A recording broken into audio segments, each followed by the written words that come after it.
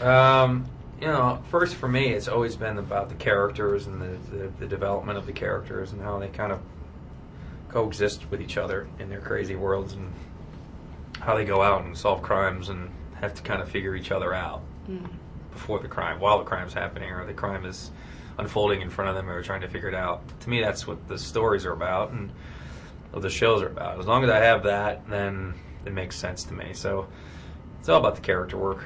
And it does have this beautiful sort of dry, dark sense of humour as well. What's that like? Yeah, it's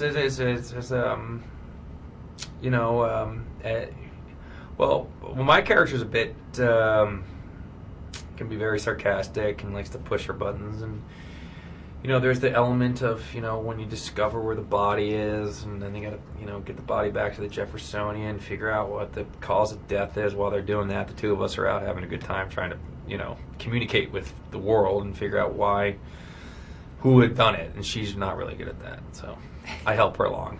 I wanted to ask you about the bones and the body parts that you find. Is it quite surprising what the props guys can come up with sometimes? It's amazing how really gross they can make something look, yeah, and how real it is. I think that they never cease to surprise me. I think that the episode that I'm working on now, I'm getting ready to shoot, is a bad bungee cord accident that happens, and you know, the beginning is they say their I do's, and then they go off a bungee, the two of them, and as they're bungeeing, they head straight down, and they realize that as they're going back and forth, there's a body that's smashed in the rocks. Somebody threw the body out. It's been there for about 2 weeks, and the tibia is like snapped in half. And so it gets a bit of graphic bodies that kind of happen, but they always have the maggots there eating the bodies, or maybe a rat scurrying in and out of the dead body in the alleyway. So is it quite fun to be grossed out by this? Well, you just make sure you don't have anything you're not eating or having lunch when that's happening, because it can. And I hear you're going to be directing an episode. Is that something Yes. that you've wanted to do for a while? I've done that before, and I've looked forward to directing the Bones for the first time, and I like the process of it, so it'll be a good time, yeah. And will that change the sort of dynamic that you and Emily have?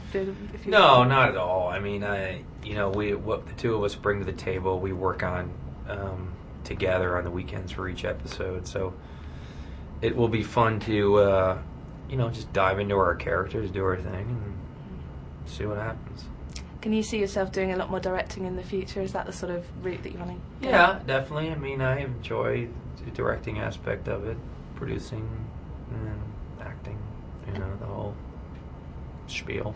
Just finally, you've been filming in London. What was that like? It was great. I mean, we had a great experience there for the 2 weeks we were there shooting, and I hope that we go back and do some more episodes there. The people couldn't have been nicer. The actors were fantastic, and you know, there was just a really a great sense of, you know, obviously the history there and the buildings we were shooting in, whether it was Oxford or out at Lord Bing's Manor or on the countryside. Just the sense of working around this energy of these buildings, and the archives were quite amazing as we shot down the old ruins of the Roman walls, and that was fascinating to me, and it was great to be able to bring a show over and shoot it there and bring our characters there and have fun and try to navigate the roads. I was driving a Mini Cooper and went down the wrong side of roads. You know, it was fun.